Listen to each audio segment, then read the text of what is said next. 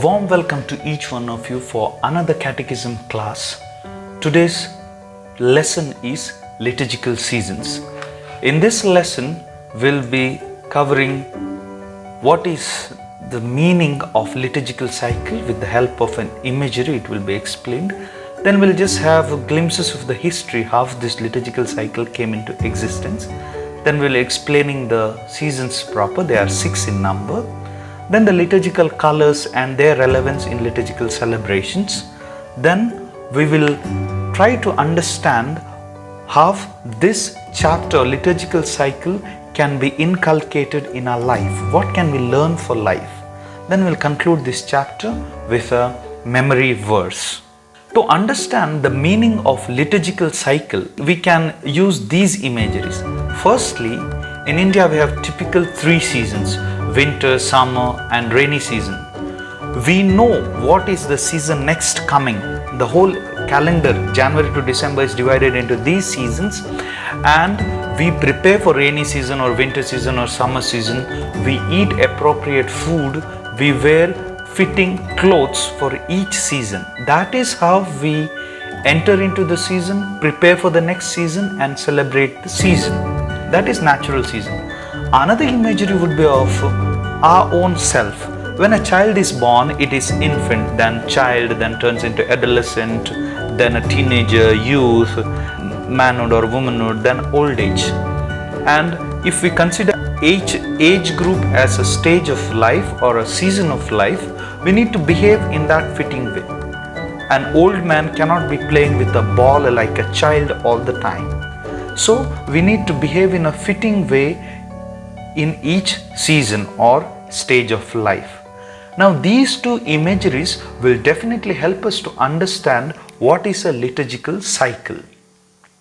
Liturgical cycle means the standard calendar, that is from January to December, is spread into such a way that in 6 seasons it is put together to represent the life, that is the birth of Jesus, even before birth of Jesus, till the passion, death, resurrection and second coming of Jesus. Whole life of Jesus is summarized in this liturgical cycle, which is divided into different seasons.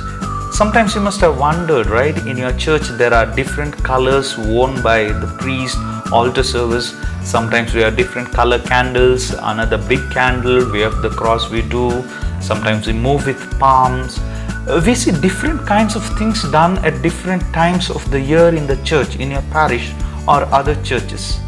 Some of you may be knowing why and how, but this lesson should help us to understand why all these things are done in the church with the different colors and all this. We will look into it. This is a pictorial representation of liturgical cycle, that is the life of Jesus divided into different seasons and fitted into calendar, that is from January to December. You see, the season actually starts from December, that is Advent, actually November end, and it moves on and ends again in the next November or December. That is the liturgical cycle, how it is divided. We will see each season in detail further. As I said, liturgical cycle comprehends or summarizes the life of Jesus. As we celebrate each season, our life also should be transformed with the journey, life journey of Jesus. Now, how did this liturgical cycle, such a format or a standard thing, came into existence? For this, we need to look into some history.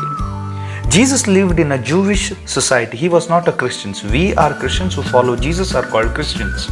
Jesus lived in the Jewish society. He respected their traditions, cultures, celebrations and followed it. But when it was meaningless, he challenged the Jews and said, find meaning for this celebration, otherwise don't do it.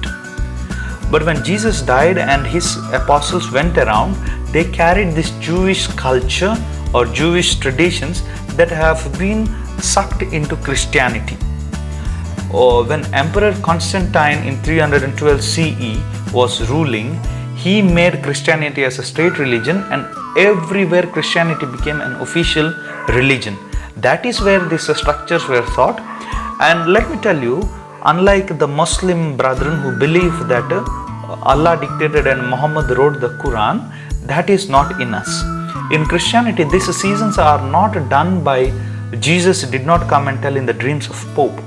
Rather, human beings came together, the scholars, the Pope and the religious head of Christianity came together and made this idea or this format where Jesus' life is spread into the whole calendar year and we can celebrate it meaningfully. Now we will see the seasons proper. The first season in the liturgical calendar is Advent season. This season begins somewhere in November last week or December first week, and this is spread for around 21 to 28 days. This season represents that we are preparing for Jesus to be born in our hearts. Color used during this season in the church is purple and rose color. Okay, and one of the famous custom or tradition is this candle picture which you see in between is called Advent wreath. Different color candles are kept each week, beginning of each week, that is Sunday, each candle is lit. This is just a symbolic expression that we are preparing ourselves to remind ourselves that Jesus is coming and the days are coming close. Jesus will be born again at Christmas in our hearts. This is the meaning of this. We move to the next season, Christmas season. I need not speak about this. Christmas comes on 25th of every year, December 25th. The celebration of Christmas season begins at 24th midnight, that is 25th dawn, you see. That's why we have night mass of Christmas. And this season, it lasts for around 12 days. It starts from 24th midnight till January 6th or 13th, which is a Sunday, that is called as Epiphany Sunday, which means it is believed that that is the day when the three kings came into the manger and met Jesus. That is where Christmas ends or the Christmas season ends, and the color used mostly is white and gold. Then comes the ordinary season.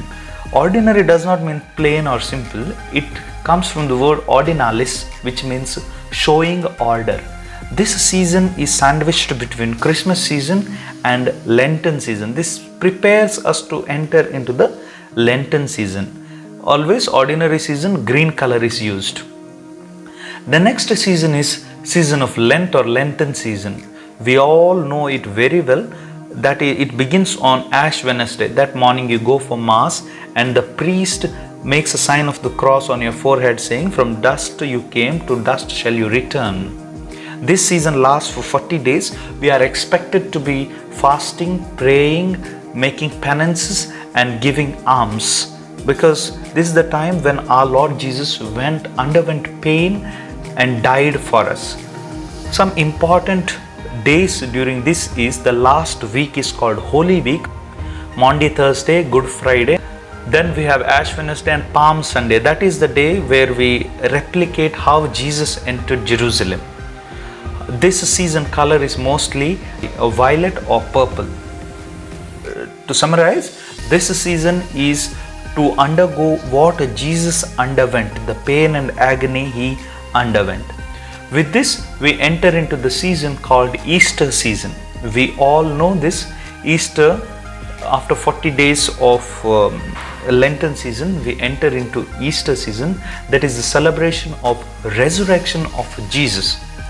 And during this season, a candle called Easter candle is blessed, lit with a lot of symbol that Jesus is the light of the world. And this Easter season prolongs for a good long time, and it ends with the feast of body and blood of Christ, that is Corpus Christi. We have in between the feast of where Jesus has gone into heaven. Then after 50 days of Easter, we have something called Pentecost, which is the day where the Holy Spirit came on the apostles and Christianity was spread. During the Easter season, we use white color, and on Pentecost, that is the end of Easter season, we use red color. The last season is ordinary time after Pentecost. This is the longest season. Again, the color used is green during this season. Marks the end of the liturgical cycle. Now we will see what is the relevance of different colors in the liturgy. Okay, why are different colors used in the liturgy? Firstly, white. White is the symbol of light, innocence, purity, joy, triumph, glory. That's why during Christmas, Easter and feasts, All Saints Day, Feast of the Apostles, during weddings, this color is used. Or a boy or woman has died before marriage, that is the time the priests wear a white color dress. Next is red, symbolizes blood, passion, fire, God's love and martyrdom. On the day of feast where we celebrate the feast of martyrs, and on Palm Sunday, Pentecost, we use this color. Violet color is basically representing sad, that is agony of Jesus' advent. Even for funeral, this dress is worn by the priest. Green is an ordinary color used during the ordinary season. Then black is an optional color. This, if you see some web series and English movies, the priest uses this at the graveyard for masses of the dead. Then again, this is rose color, joyful color, optional. Finally, gold during celebrations, your parish feast or Christmas, marriages, all these times golden can be used. However, these are optional. With this, we come to the end of the lesson. Before that, let's know what this lesson should do. Firstly, on a practical part, next time when you enter the church, you should know which season is going on, why priest is doing certain traditions and practices, why this color is worn, this color is used for most of the decorations or even sacrament veil. Apart from that, all these seasons is not just a tradition, that should teach us to love and follow Jesus fully, understanding his life. Let's decide from today that no more the masses and celebration become an outer kind of a sham. Rather, we find meaning. Our internal joy should be expressed with these liturgical celebration. With this, I take a leave of you, presenting you the memory quote that is from Matthew chapter 18 verse 20. For where 2 or 3 are gathered in my name, there am I in the middle of them. Thank you.